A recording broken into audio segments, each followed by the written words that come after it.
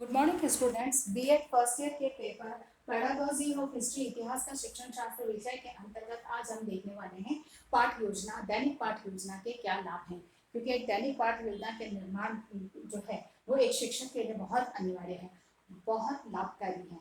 विशेष रूप से जो प्रशिक्षु अध्यापक हैं, जो कि अभी शिक्षक प्रशिक्षण प्राप्त कर रहे हैं, उनके लिए एक शिक्षण प्रक्रिया को सुचारू रूप से चलाने के लिए, एक अभ्यास के लिए पाठ्य योजना का निर्माण करना बहुत अनिवार्य है। क्योंकि पाठ योजना जो है वो केवल प्रशिक्षण प्राप्त कर रहे या यूँ कहा जाए कि छात्र अध्यापक अध्यापिकाओं के लिए ही नहीं होता है, बल्कि जो विद्यालयों में शिक्षक शिक्षण कार्य कर रहे होते हैं तो उनके साथ भी उन्हें भी इसकी सख्त आवश्यकता होती है। ये बात अलग है कि अनुभव के साथ में इसके बनाने के तरीके में भिन्नता आ जाती है, लेकिन पाठ योजना जो है वो किसी भी शिक्षण कार्य को प्रभावी बनाने के लिए लाभकारी है। तो इसके लाभ के बारे में आज हम चर्चा करेंगे। तो सबसे पहला है इसका लाभ पाठ योजना के लाभ।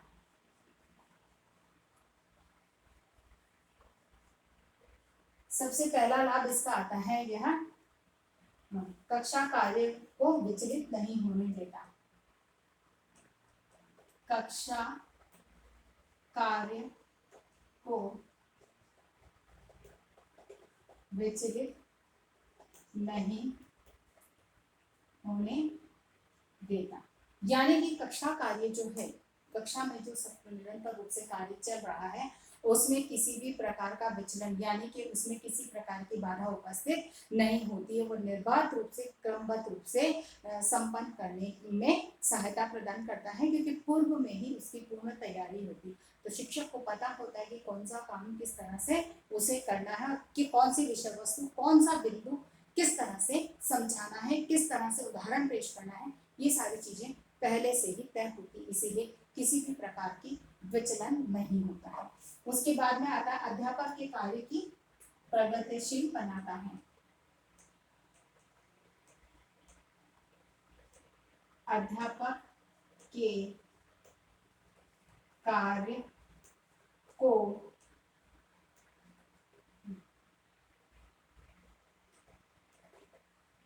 प्रगतिशील बनाता है। अध्यापक के कार्य को प्रगतिशील बनाता है क्यों?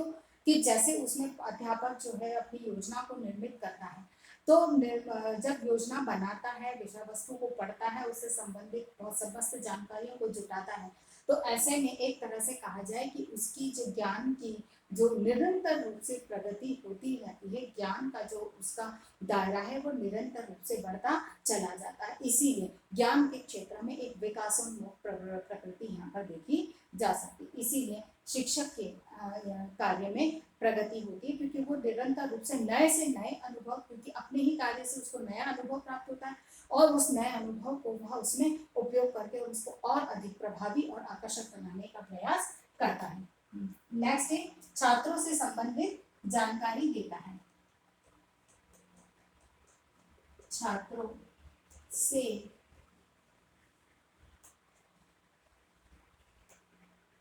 संबंधित जानकारी देता है।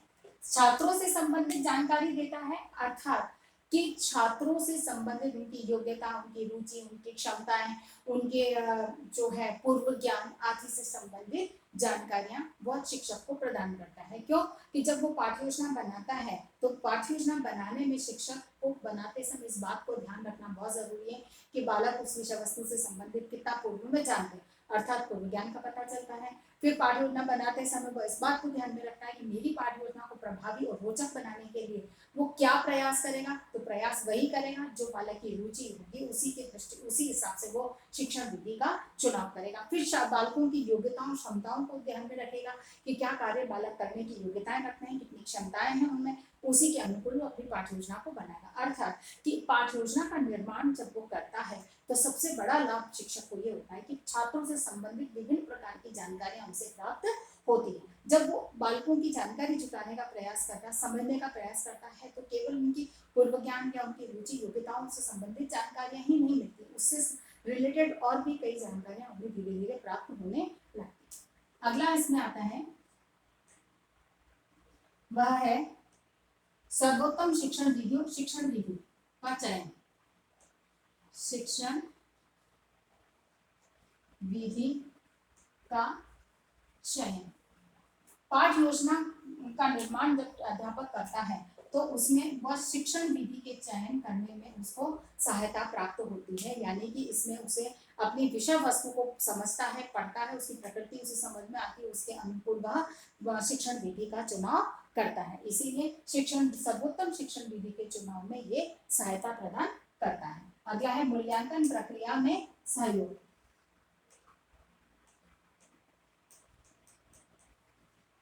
मूल्यांकन में सहयोग, मूल्यांकन की जो प्रक्रिया है उसमें वो सहयोग प्रदान करता है कि किस तरह से कब किस जगह उसको मूल्यांकन करना है, कहाँ पर उसको मौखिक प्रश्न पूछने, कहाँ उसको लिखित में प्रश्न देना है, कक्षा कार्य में क्या करवाना है, गृह कार्य में किस तरह से कराना है, कौन से शिक्षण बिंदु के पास बाद में किस तरह के प्रश्न पूछने हैं, कौन से विषय जो टीचिंग हेड है या कुछ प्रयोग कराया उसके बाद उसे किस तरह से उसका मूल्यांकन करना है, प्रयोग के द्वारा या क्या, एक तरह से कहा जाए संपूर्ण मूल्यांकन प्रक्रिया की उसे जानकारी इसमें प्राप्त हो जाती है, या उसकी जो प्रक्रिया है उसको निर्धारित करने में उसको सहयोग मिलता है। फिर सहायक सामग्री का चयन,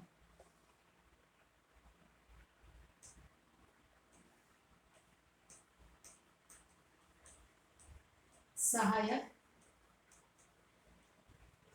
सामग्री का चयन, ठीक है। यहाँ पर शिक्षक जो है वो सहायक सामग्री के चयन करने में भी पाठ योजना लाभकारी है, क्योंकि जब वो पाठ योजना बनाता है तो वो कौन सी सहायक सामग्री होगी जिससे वो अपनी विषय वस्तु को प्रभावी ढंग से बच्चों के सामने प्रस्तुत कर सकेगा, सरल रूप में प्रस्तुत कर सकेगा, जो एक सहायक सामग्री के माध्यम से अधिक जानकारी बालक को सुगमतापूर्वक और सरलतापूर्वक रुचिकर तरीके से पहुंचा सकेगा, वो ऐसी ही सहायक सामग्री का चुनाव करेगा। तो सहायक सामग्री कौन सी लेनी है इसके चयन में उसे सहायता प्रदान करता है। अगली बात आती है शिक्षक का मूल्यांकन।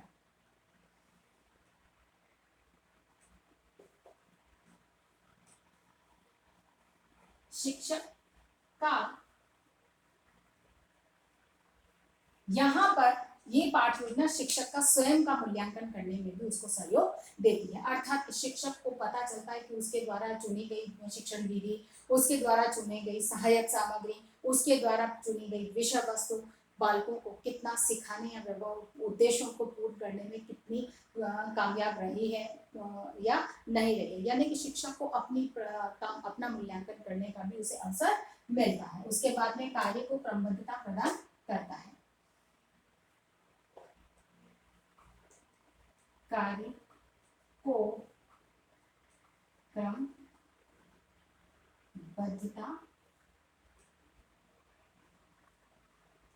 प्रदान करता है, ठीक है ना।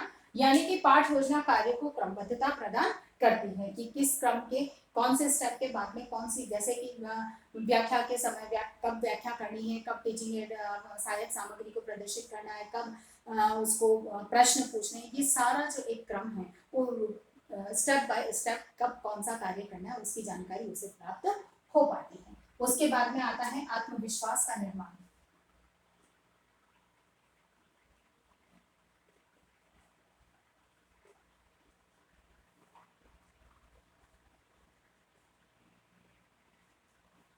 आत्मविश्वास का निर्माण यानी कि पाठ योजना जो है अध्यापक पूर्ण तैयारी के साथ जाता है तो उसमें स्वतः ही आत्मविश्वास का निर्माण होता है, क्योंकि वह आत्मविश्वास के साथ जाता है, क्योंकि जब वो पाठ योजना का निर्माण करता है तो विषय वस्तु संबंधित संपूर्ण जानकारी जितनी संभव होती जानकारी को वो हासिल करता है, यानी कि उसको वो पढ़ता है जिसमें कि उसे पता है कि उसको उसका जो ज्ञान है उस विषय से संबंधित इतना होता है कि वह बालक की कक्षा में अगर कोई समस्या उत्पन्न होती है या कोई प्रश्न होता है तो वह सहजता से उस प्रश्न का समाधान कर सकता है। इसीलिए पाठ योजना में जो है एक आत्मविश्वास का निर्माण करता है। उसके बाद में है अव्यवस्थित व पुनरावृत्ति शिक्षण प्रक्रिया का से बचा।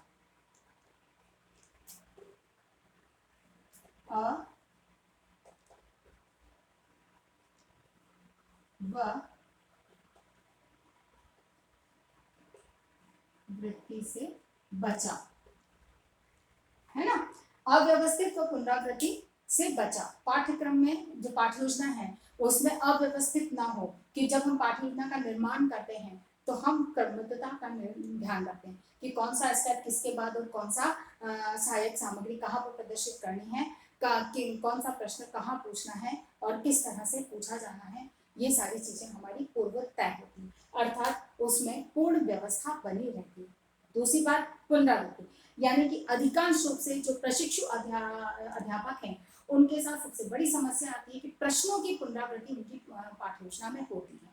तो जब पाठ्य योजना पहले से ही निर्मित की जाएगी तो एक ही प्रश्न को दोबारा नहीं पूछा जाएगा, उस चीज से बचा जाएगा। हर बार एक नया प्रश्न आएगा जिससे कि संपूर्ण पाठ जितना भी आप पढ़ा रहे हैं उसकी हर छोटी से छोटी बात की जो है का मूल्यांकन बालक के साथ हो जाएगा, जिससे कि बालक को कितना समझ में आया है इसको जानना हमारे लिए अनिवार्य होगा। अर्थात कि यहाँ पर चाहे प्रश्नों से संबंधित हो, चाहे विषय वस्तु से संबंधित हो, किसी भी प्रकार की एक ही चीज की दोबारा पुनरावृत्ति ना हो, दोबारा उसका प्रयोग न किया जाए, इससे भी बचा जाता है। अगली बात आती है उद्देश्य प्राप्ति में सहायक।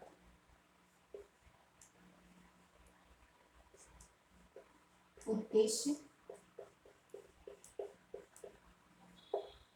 में, ठीक है, यानी कि पाठ्य योजना जो है ये उद्देश्य प्राप्ति में सहायक होती है कि जो उद्देश्य निर्धारित करके हम ने शिक्षण योजना बनाई है, पाठ्य योजना बनाई है, तो हमारा पूरा ध्यान होता है उस उद्देश्य की पूर्ति होनी चाहिए। तो पाठ्य योजना का जब निर्माण किया जाता है तो उसका लाभ ये भी है कि हम उद्देश्य की प्राप्ति हमारे लिए सुगम हो जाती है। उसके बाद आता है छात्रों को निर्देशन में सहायक। छात्रों को निर्देशन में सहायक, यानी कि पाठ्य योजना जब हम निर्मित करते हैं तो उसमें छात्रों को कब कैसे किस तरह से निर्देशन देना है इसका भी हमें पूरी रूपरेखा पहले से तैयार हो जाती है। अर्थात कहाँ पर सहायक सामग्री के पर ध्यान केंद्रित करने का निर्देश देना है, कहाँ पर कार्य करने का निर्देश देना है, कहाँ पर उनको लिखने का निर्देश देना है, ये सारी चीजें हमें पूरी तरह से पूर्व में ही निर्धारित कर दी जाती है, जिससे कि स्पष्टता का जो है प्रकृति यहाँ पर बनी रहती है। अगली बात यहाँ पर आती है पूर्व ज्ञान और नवीन ज्ञान में सामंजस्य।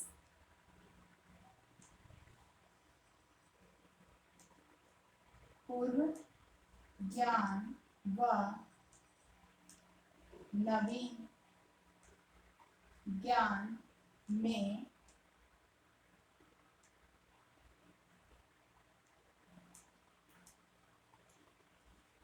सामंजस्य, ठीक है। पूर्व ज्ञान व नवीन ज्ञान में सामंजस्य स्थापित करने में ये पाठ्य योजना सरल सुगम होती है, क्योंकि हम पूर्व से नवीन की तरफ लेकर जाते हैं। इसीलिए बालक का जब पूर्व से नवीन ज्ञान का संबंध स्थापित हो जाता है तो वह चीज उसे समझना आसान हो जाती है, उसके लिए वह सरल हो जाती है। अर्थात पूर्व ज्ञान से नवीन ज्ञान को जोड़ने की प्रक्रिया यहाँ पर सुगमता से अपनाई जाती है। अगली बात यहाँ पर है वह है निश्चित परिणामों द्वारा छात्र अध्यापक को लाभान्वित। निश्चित परिणाम, निश्चित परिणाम जब सामने आते हैं तो उसमें छात्र और अध्यापक दोनों को लाभ प्राप्त होता है, क्योंकि जैसे उद्देश्य की प्राप्ति से संबंधित एक निश्चित परिणाम सामने आता है कि उद्देश्य प्राप्त हुआ या नहीं हुआ। उद्देश्य प्राप्त हुआ तो शिक्षक को अपना मूल्यांकन का भी अवसर मिलता है और छात्र के मूल्यांकन का भी अवसर मिलता है कि बालक ने किस तरह से इस उद्देश्य की पूर्ति की है या उद्देश्य को प्राप्त किया है। अगर नहीं हो पाता है, कितना हुआ है कितना नहीं हुआ है, कौन सी शिक्षण विधि उपयोगी थी नहीं उपयोगी थी, यानी कि अध्यापक और छात्र दोनों को इसका लाभ मिलता है, उसको दोनों को अपने मूल्यांकन का पता चलता है, अपने स्तर का, अपने विकास के स्तर का पता चलता है कि कितना विकास हो पाया है। अगली बात आती है यहाँ पर शिक्षक के विचार करने को पूर्ण अवसर। शिक्षक को विचार करने के पूर्ण अवसर, यानी कि यहाँ पर जब पाठ योजना का निर्माण एक शिक्षक के द्वारा किया जाता है तो वो पूर्ण विचार विमर्श के बाद ही उसका निर्माण करता है। इसीलिए कहा गया कि इसमें लाभ सब, ये भी एक बहुत बड़ा लाभ है कि शिक्षक को पूर्ण विचार करने के पूर्ण अवसर मिलते हैं, पर्याप्त अवसर मिलता है, और अपने उन विचारों को उस विषय वस्तु के अनुकूल और विषय वस्तु को अपने विचारों के अनुकूल, यानी कि कहा जाए कि एक सरल भाषा निर्मित करने में, सरल उसकी जो प्रकृति है उसको सरल बनाने में का अवसर उसे प्राप्त होता है, क्योंकि जब तक विचार या चिंतन नहीं करेगा तब तक वह उसे बालक के अनुकूल निर्मित करने में सक्षम नहीं होगा। इसीलिए विचार के पूर्ण अवसर वहां पर उसे प्राप्त होते हैं। अगली बात यहाँ पर आती है कि सहसंबंध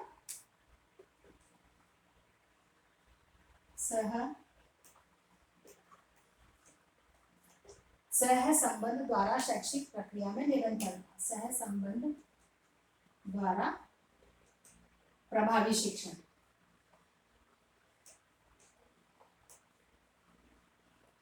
सहसंबंध द्वारा प्रभावी शिक्षण की जो प्रक्रिया है उसको शिक्षण को प्रभावी बनाया जा सकता है, क्योंकि एक से दो विषयों के आपस में कोरिलेटेड करके जब पढ़ाया जाता है तो बालक जिस चीज को पहले से जानता है उसी के साथ अगर अभी नवीन ज्ञान को जोड़ा जाए तो उसके लिए वो समझना उसके लिए आसान हो जाता है। इसीलिए पाठ योजना का जब निर्माण किया जाता है तो उसका लाभ ये होता है कि सह संबंध का के द्वारा शिक्षण को प्रभावी बनाने के जो समस्त प्रक्रिया है या समस्त अवसर उसे यहाँ पर प्राप्त हो जाता है, क्योंकि पूर्व तैयारी पूरा चिंतन पहले से ही उसका करता है। अंतिम बात आती विषय सामग्री व छात्र क्रियाओं को व्यवस्थित रूप देना। विषय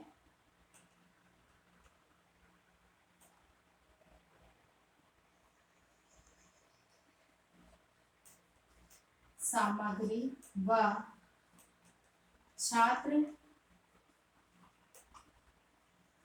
क्रियाओं को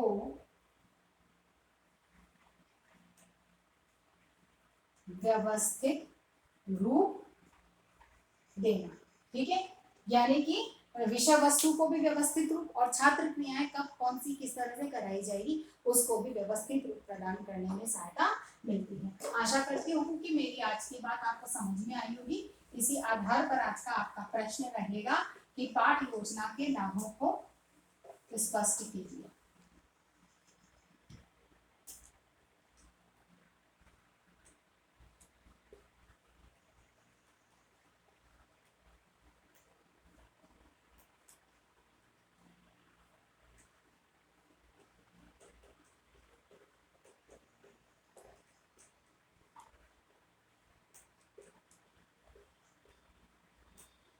पाठ योजना निर्माण के क्या लाभ हैं समझाइए। अपनी बात को समाप्त करने से पहले कोविड-19 की इस महामारी के दौर में अपने आप को सुरक्षित रखें। बहुत अधिक आवश्यकता होने पे ही घर से बाहर निकले, घर से बाहर निकल रहे हैं तो 3 बातों का ध्यान रखें। मुंह पर मास्क लगाएं, सोशल डिस्टेंसिंग का पालन करें और अपने हाथों को सैनिटाइज करते रहें। स्वस्थ रहें, सुरक्षित रहें। धन्यवाद।